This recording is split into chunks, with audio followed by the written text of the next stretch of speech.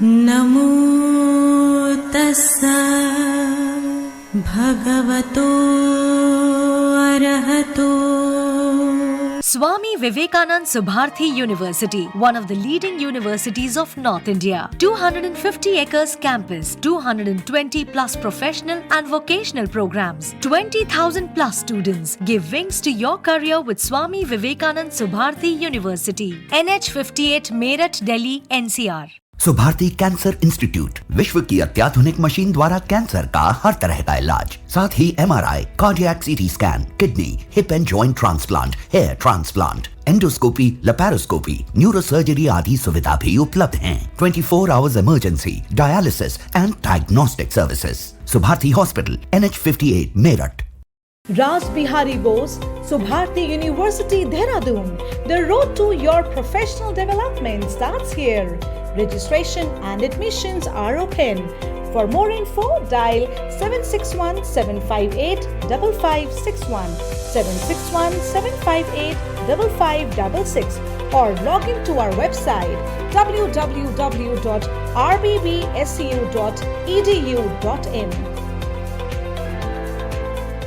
नमो बुद्धाय। मैं आरपी सिंह आप सभी का हार्दिक स्वागत करता हूं हमारे विशेष कार्यक्रम धम्मदीप में। दर्शकों, जैसा कि आपको विदित है कि धम्मदीप एक ऐसा कार्यक्रम है जिसमें तथागत बुद्ध के जीवन पर आधारित हर पहलू आप तक इस विषय के जाने माने विशेषज्ञों द्वारा आप तक हम यह पूरी जानकारी पहुंचाते हैं।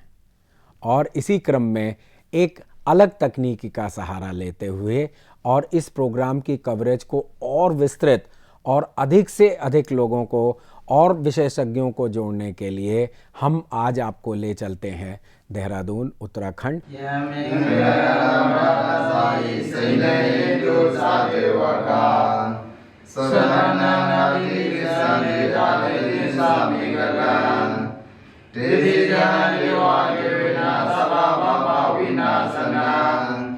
Oh,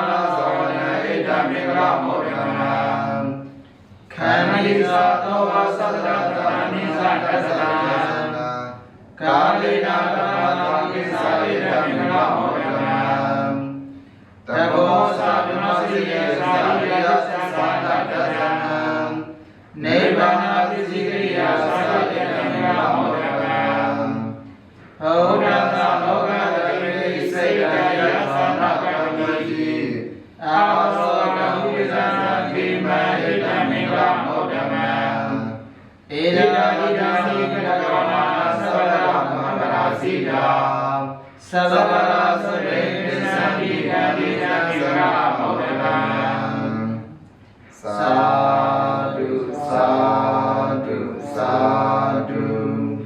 इसी क्रम में हम बौद्ध तथा पाली साहित्य पर विस्तृत चर्चा कर रहे हैं, क्योंकि यह विषय बहुत ही विस्तृत है और हम इसे बहुत छोटे समय सीमा में नहीं बांध सकते।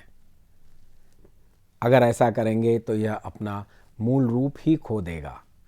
इसलिए हम इसे एक योजना के तहत विभिन्न भागों में आपके समक्ष प्रस्तुत करने जा रहे हैं।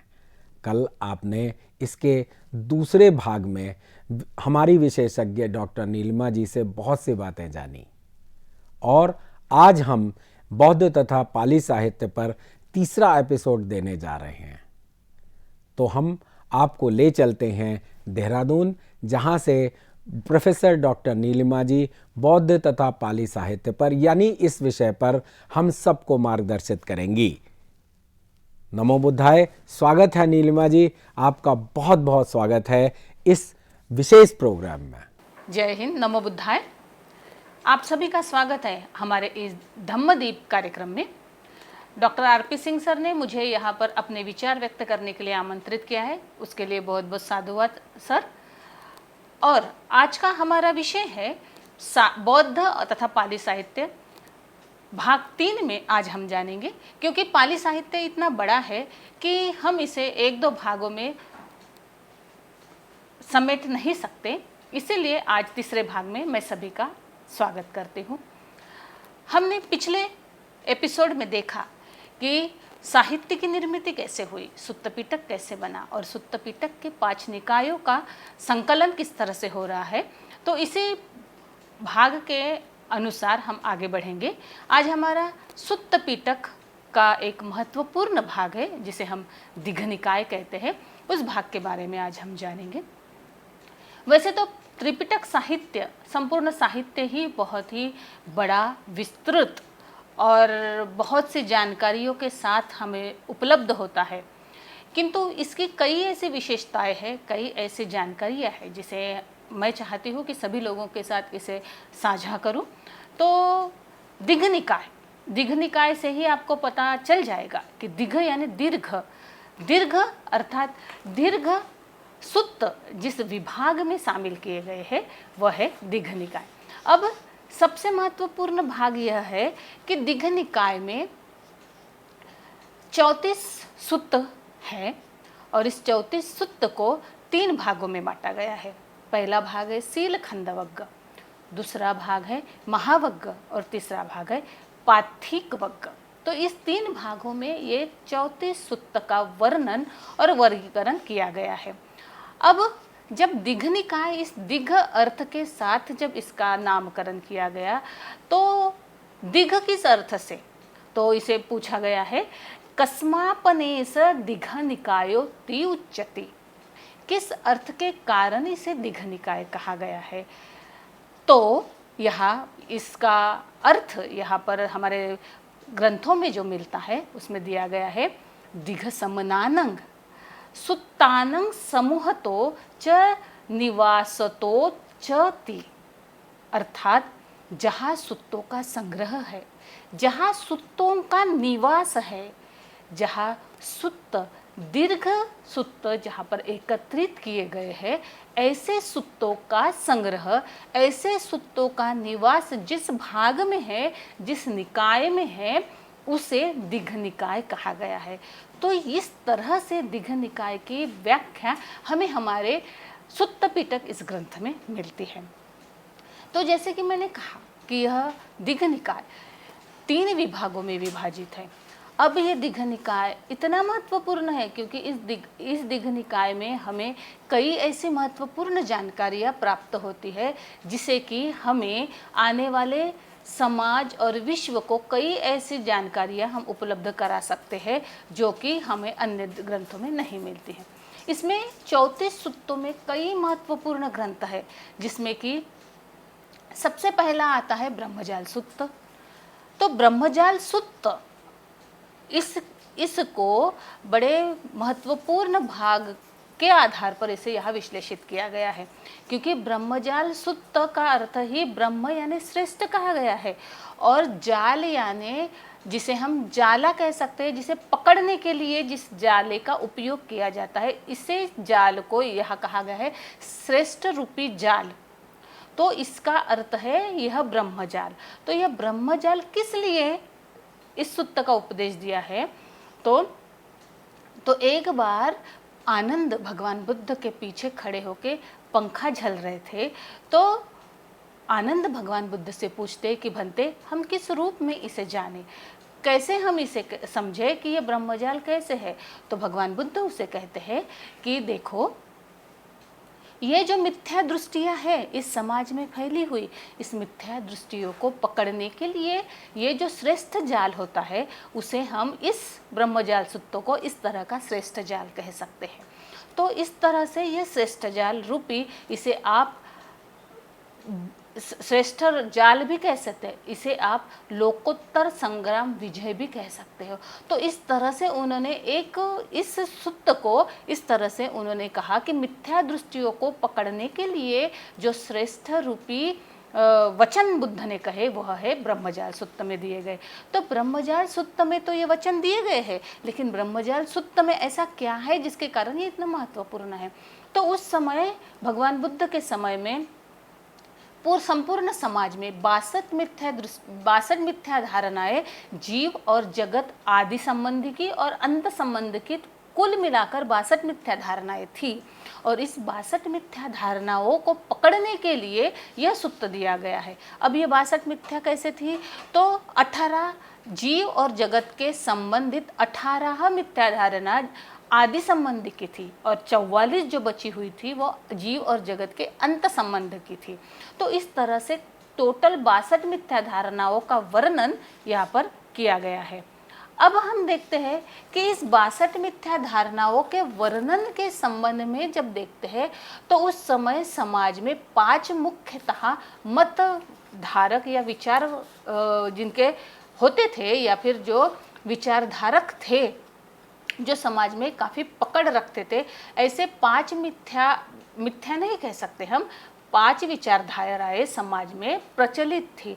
उसमें मुख्यतः थी शाश्वतवाद, अमराविक्षेतवाद, शांत अनंतवाद, नित्यता अनित्यतावाद तथा अकारणवाद। इन 5 विचारधाराओं के साथ यह धारणाएं समाज में फैली हुई थी। अब इन धारणाओं को किस तरह से जाने? तो इन धारणाओं को बताने के लिए इनके 5 विचारक भी थे जो इन मिथ्या दृष्टियों को समाज में फैलाते थे। कोई कहता था कि आत्मा का उच्छेद होता है, तो कोई कहता था नहीं होता। कोई बोलता था जीव, इस जगत में जीव का जन्म होता है, कोई बोलता है उसका उच्छेद होता है, कोई बोलता था नहीं। तो कोई बोलता है किसी कर्म का फल मिलता है, तो कोई बोलता था इस कर्म का फल नहीं मिलता। तो कोई कहता था कि इस जीवन में जगत संबंधी जो मिथ्या धारणा है वो है भी और नहीं भी। अगर आप कर्म करते हो तो कर्म का फल है भी और नहीं भी। तो इस तरह से कई ऐसी दृष्टियाँ समाज में थी उस समाज में। तो इन दृष्टियों को निकालने के लिए, इस दृष्टियों को पकड़ने के लिए, इस मिथ्या रूपी विचारधाराओं को पकड़ने के लिए बुद्ध ने इस ब्रह्मजाल सुत्त में बड़ी अच्छी व्याख्या की थी। और इस ब्रह्मजाल सुत्त में उन्होंने बहुत ही अच्छी बातें बताई है, जो कि यहाँ पर जो पूरन काश्यप थे, मक्खली गोसाल थे, निगढ़नाथ पुत्त थे, संजय वेलटी पुट्ट थे। तो इन लोगों ने इन सारी विचारधाराओं को अपने समाज तक फैलाया, और इन समाज में ये मिथ्या धारणाएं जीव और जगत के संबंधी वो थी, प्रचलित थी। और इस पर ही बुद्ध ने इस तरह का फिर ये अपना वक्तव्य दिया है, जिसे कि हम पाली साहित्य में एक बड़ा दस्तावेज समझ सकते हैं, जो कि दीघ निकाय में दिया गया है। अब इस दीघ निकाय में सुत्त जो है वो बहुत ही दीर्घ और बड़े सुत्त है, और इसीलिए इन बड़े सुत्तों के माध्यम से हमें उस समय की समाज में प्रचलित परंपराएं, श्रद्धाएं, अंधश्रद्धाएं, लोक कलाएं, लोकगीत जो भी थी वो सारी चीज़ें, कुछ लोग समझते थे कि समाज में इस तरह की परंपराएं अंधश्रद्धा के माध्यम से थी, तो कुछ परंपराएं अच्छी थी। तो बुद्ध ने ये सारी परंपराओं से परे उन्होंने अपना एक अच्छा विचार रखा, जिसे कि दीघ निकाय में बहुत ही अच्छे रूप में हमें ब्रह्मजाल सूत्र के माध्यम से दिखाई देता है। तो ये हो गया ब्रह्मजाल सूत्र। इसके साथ साथ ब्रह्मजाल सूत्र के साथ साथ दीघ निकाय में कई ऐसे मुख्य सूत्र है जो कि हमें दिखाई देते हैं। दूसरा सूत्र है वह भी बहुत महत्वपूर्ण है, जिसे कि सामय्य फल सूत्र कहते हैं। अब इस सामय्य फल सूत्र क्या है? तो सामय्य फल सूत्र ये है जहाँ की भगवान बुद्ध ने सामय्य फल का सूत्र का उपदेश राजगृह में दिया था। और यह श्रामण्य का फल किस तरह से पा सकता है व्यक्ति अपने जीवन में, इसके बारे में इसमें वर्णन किया गया है। यह भी सूत्र बहुत ही दीर्घ है और इसमें भी कई तरह के भगवान बुद्ध ने बहुत ही अच्छी तरह से इस सूत्र में श्रामण्य का फल किसे और कैसे मिलता है इसके बारे में वर्णन किया है। इसमें कहा गया है कि अजातशत्रु जो थे, अजातशत्रु ने जब अपने पिता मगध सम्राट बिंबिसार का वध किया, उसके बाद वह अशांत हो गया। वह अजातशत्रु अपने मन की शांति के लिए यहाँ वहाँ घूम रहा था और उसे लेकिन कहीं पर भी मन की शांति नहीं मिली। किंतु वह गया पूरनकाश्यप के पास, वह गया मक्खली गोसाल के पास, वह गया अजित केसकंबल के पास, वह गया निगंठनाथ पुत्र के पास, वह गया संजय वेलटी पुत्र के पास। इन पांचों लोगों के पास जाकर उसने अपनी समस्या रखी और उन्होंने कहा कि मेरे चित्त पर यह जो बड़ा दाग लगा है, जो कि मैंने अपने पिता का वध किया है, इस दाग को धोकर वो चित्त को शांत करना चाहता था। लेकिन कैसे? इन पांचों लोगों के पास कोई इसका निदान नहीं था। उसकी समस्या, अजातशत्रु की समस्या इससे समाप्त नहीं हुई। तो उसके बाद अजातशत्रु को फिर भी इन पांचों लोगों की विचारधाराओं को समझने के बाद भी इसके मन को कोई भी शांति नहीं मिली। उसके बाद जीवक ने उसे बताया कि भगवान बुद्ध यहीं पे राजगृह में आराम कर रहे हैं, अगर आप जाकर उनके पास मिलते हैं, उनसे अपनी समस्या पर चर्चा करते हो तो शायद आपको इस बारे में समाधान मिल जाएगा। तो वह वेड़ुवन में जाता है और भगवान बुद्ध से वह चर्चा करता है। भगवान बुद्ध को कहते हैं कि भगवान, मेरा चित्त, मुझे शांति चाहिए, मेरे मन कहीं बहुत अशांत है, मैं विक्षिप्त हो रहा हूँ, मेरे मन में बुरे बुरे ख्याल आ रहे हैं क्योंकि मैंने बहुत बड़ा जुर्म किया है, तो इसके लिए मुझे मन की शांति चाहिए। तब भगवान बुद्ध को उसे नैतिक मूल्य के माध्यम से, नैतिक बल कैसे बढ़ाना है उस माध्यम से वह श्रामण्य फल सूत्र का अजातशत्रु को वह उपदेश देते हैं। अब वह एक बहुत ही महत्वपूर्ण प्रश्न भगवान बुद्ध से करता है कि भगवान, क्या श्रामण्य का फल आप इसी जन्म में आप दिखा सकते हैं? क्या इसी जन्म में मिल सकता है? तब भगवान बुद्ध बोलते हैं, क्यों नहीं मिल सकता, बिल्कुल मिल सकता है। श्रामण्य का फल इसी जन्म में मिल सकता है और मैं तुम्हें दिखा सकता हूँ। तो बोलता है कैसे? तो भगवान बुद्ध बहुत ही अच्छा उदाहरण देकर ये सूत्र उसे अजातशत्रु को समझाते हैं। वो बोलते हैं कि देखो, तुम्हारे घर में अजातशत्रु एक नौकर है या फिर कोई भी काम करने वाला कारागिर हो या कोई भी हो, अगर वह व्यक्ति निम्न वर्ग से है, किसी भी निम्न वर्ग से हो, अगर वह व्यक्ति अपना जीवन छोड़ के अगर वो संघ में आता है तो संघ में आने के बाद उसका पद इतना बढ़ जाएगा कि वह अपने आप ही पूजनीय हो जाएगा। उसको चाहे मैं हूँ, चाहे तुम हो, चाहे कोई भी हो, उसे वंदन करेगा, उसे पूजा करेगा। आपको देखिए, यह श्रामण्य का फल है कि एक किस तरह से जीवन वह व्यक्ति जी रहा था और अचानक से संघ में आने के कारण, संघ में एक रूप होने के कारण, धम्म का अनुसरण करने के कारण उसका बल बढ़ गया है और वह सबके लिए सत्कार युक्त हो गया है। सब लोग उसकी पूजा कर सकते हैं। देखिए, इसी जन्म का ये श्रामण्य फल है। अगर तुमने गलत चीज़ की है तो इसका फल भी निश्चित रूप से मिलेगा। लेकिन अगर श्रामण्य का फल तुम्हें देखना हो तो यह श्रामण्य का फल मैं इसी जन्म में तुम्हें दिखा दे रहा हूँ। तो यह सुनते ही उसे समझ में आ गया कि सच में श्रामण्य का फल इसी जन्म में होता है, वह भी हमारे कर्म के आधार पर होता है। तो यह बात जब अजातशत्रु को समझ में आती है तो उसका चित्त शांत हो जाता है। और इसी तरह भगवान बुद्ध नैतिक मूल्य के आधार पर अजातशत्रु को वहाँ पर बड़ा सुंदर उपदेश देते हैं, जो कि सामान्य फलसूत्र में दिया गया है। इस तरह से सामान्य फलसूत्र यह दिग्घ निकाय का बहुत ही महत्वपूर्ण भाग है, जो कि बहुत ही दीर्घ सूत्र है। इसके साथ दिग्घ निकाय में एक भाग यह भी है कि कुछ ऐसे सूत्र दिए गए हैं जिस सूत्र का शुभारंभ ही प्रारंभ ही महा इस शब्द से होता है। उसमें आप समझ सकते हैं कि महा सच्चक सूत्र, महासुदर्शन सूत्र, महापरिनिब्बाण सूत्र, इस तरह से एक महावग्ग जो बना है, इसमें इस तरह के महा शब्द से प्रारंभ होने वाले सूत्रों का समावेश किया गया है। इसमें बहुत ही महत्वपूर्ण एक सूत्र आता है जिसका नाम है महापरिनिब्बाण सूत्र। तो ये है भगवान बुद्ध के जीवन काल का बहुत ही महत्वपूर्ण सूत्र है, जो कि अंतिम समय में बुद्ध ने दिया था। इस सूत्र को आप अगर देखेंगे तो आपको पता चलेगा कि ये सूत्र अपने आप में ही एक इतना विशाल और महत्वपूर्ण है कि उस सूत्र के माध्यम से आपको उस समय की भौगोलिक, ऐतिहासिक और सामाजिक जानकारी मिल जाएगी। यह सूत्र इतना बड़ा है। इस सूत्र में आम्रपाली गणिका का भोजन का समावेश किया गया है। वहाँ पर भगवान बुद्ध की अंतिम यात्रा का वर्णन किया गया है। भगवान बुद्ध की यात्रा का वर्णन किया है। इस सूत्र में चुंद के भोजन का वर्णन किया गया है।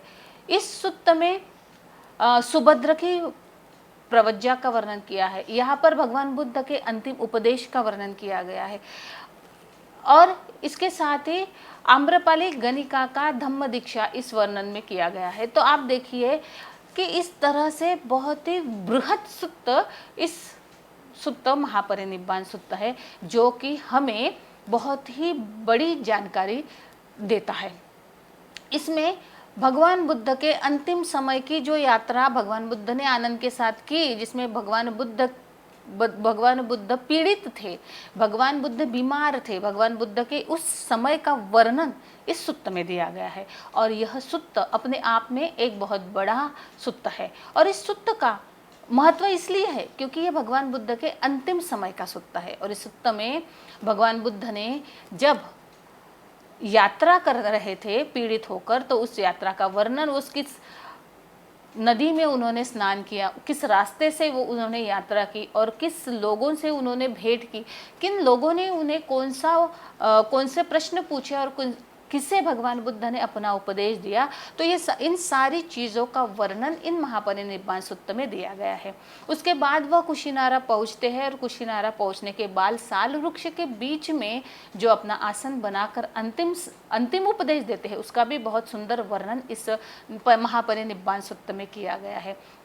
साथ ही इसमें भगवान बुद्ध का महापरिनिर्वाण धातु में प्रवेश किस तरह से होता है और किस तरह से वहाँ पर सारी चीज़ें की गई थी संघ के माध्यम से, तो ये सारी चीज़ों का वर्णन, और सुभद्र आकर भगवान बुद्ध से किस तरह प्रवज्जा मांगता है और किस तरह से भगवान बुद्ध अंतिम उपदेश देते हैं, तो इन सारी चीज़ों का वर्णन इस दिग्घ निकाय के महापरिनिब्बाण सूत्र में दिया गया है।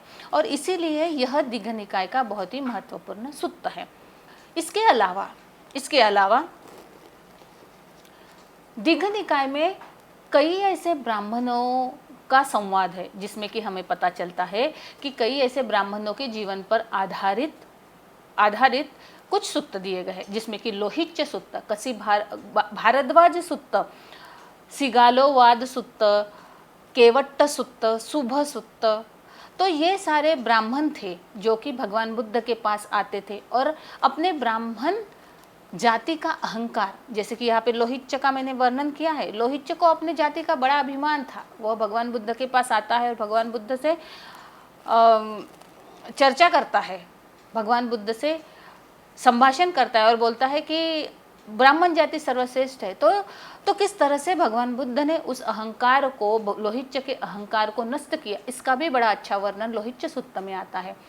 भारद्वाज सुत्त, इसके साथ साथ केवट्ट सुत्त, तो ये सारे सुत्त जो है, शुभ सुत्त, जनवसभ सुत्त, तो ये सारे सुत्त दीघ निकाय के बड़े महत्वपूर्ण सुत्त है, जिसमें कुछ ब्राह्मणों का समावेश किया गया है। उसमें पूरी सूची दी गई है, तो कि इन ब्राह्मणों के साथ भगवान बुद्ध का यहाँ पर संवाद हुआ है। तो इस तरह भगवान बुद्ध का संवाद होते होते भगवान बुद्ध ने कई ब्राह्मणों को इस तरह से उपदेश दिया कि वो ब्राह्मण भगवान बुद्ध के भिक्षु संघ में आकर शामिल हो गए।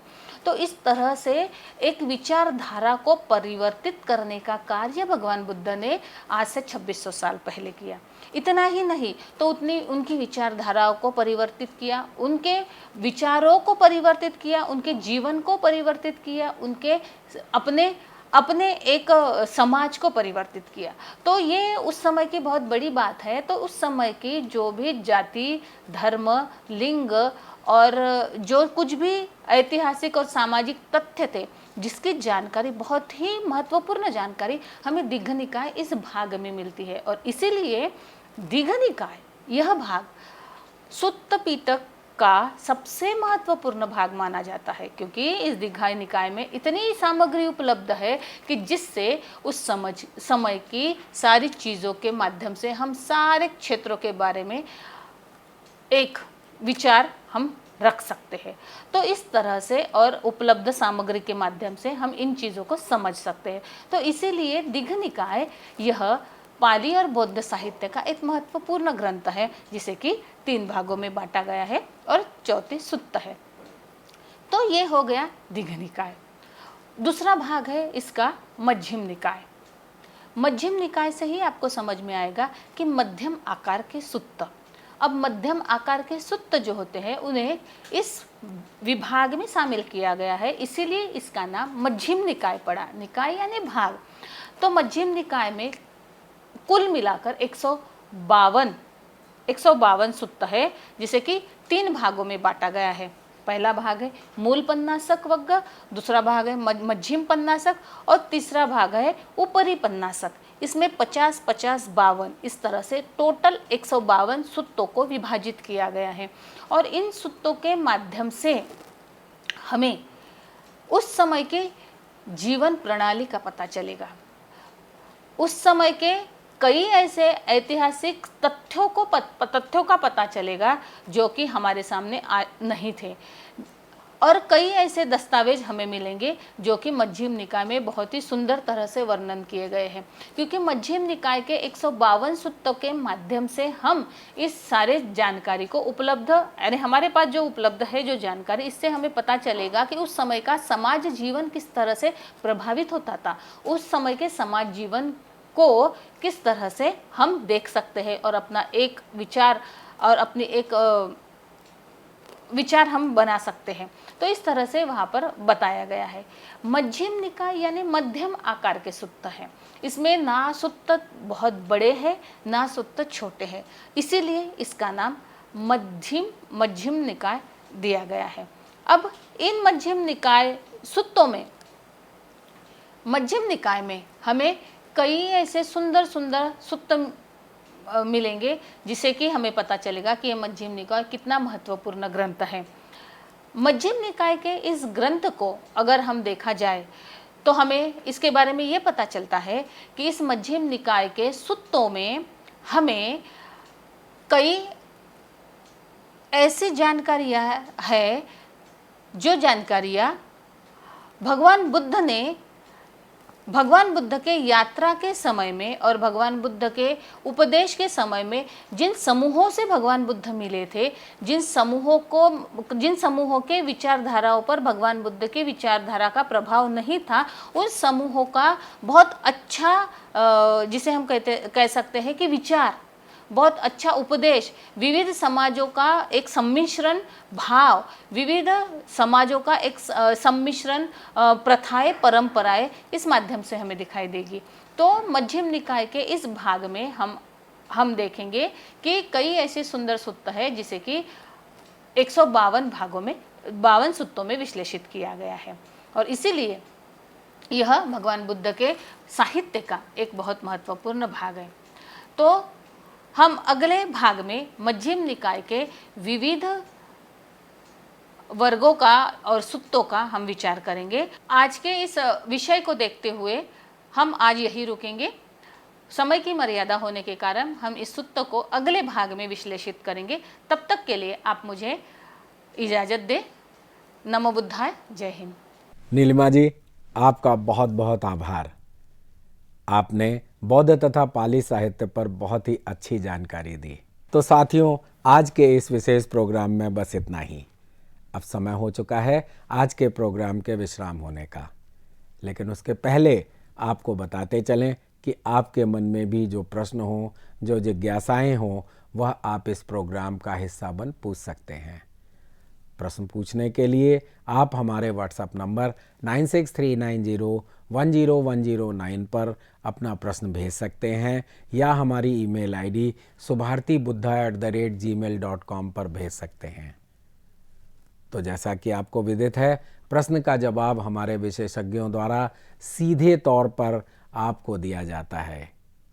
इसलिए आप अपनी जिज्ञासाओं को दबाएं नहीं, आप स्वतंत्र हैं। आप अपनी जिज्ञासाओं को भेजें और हमारे विशेषज्ञ आपकी जिज्ञासाओं को शांत करेंगे। तब तक मैं आरपी सिंह मेरठ स्टूडियो से और प्रोफेसर नीलिमा जी देहरादून स्टूडियो से लेते हैं विदा। कल इसी समय आपके समक्ष फिर उपस्थित होंगे। नमो बुद्धाय। सुभारती कैंसर इंस्टीट्यूट, विश्व की अत्याधुनिक मशीन द्वारा कैंसर का हर तरह का इलाज, साथ ही MRI, cardiac CT scan, kidney, hip and joint transplant, hair transplant, endoscopy, laparoscopy, neurosurgery आदि सुविधा भी उपलब्ध हैं। 24 hours emergency, dialysis and diagnostic services. Subharti hospital, NH58 Meerut.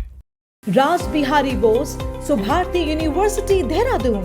The road to your professional development starts here. Registration and admissions are open. For more info, dial 761-758-5561, 761-758-5566, or log into our website www.rbbsu.edu.in. Swami Vivekanand Subharti University, one of the leading universities of North India, 250 acres campus, 220 plus professional and vocational programs, 20,000 plus students. Give wings to your career with Swami Vivekanand Subharti University, Meerut, Delhi, NCR. नमो तस्सा भगवतो अरहतो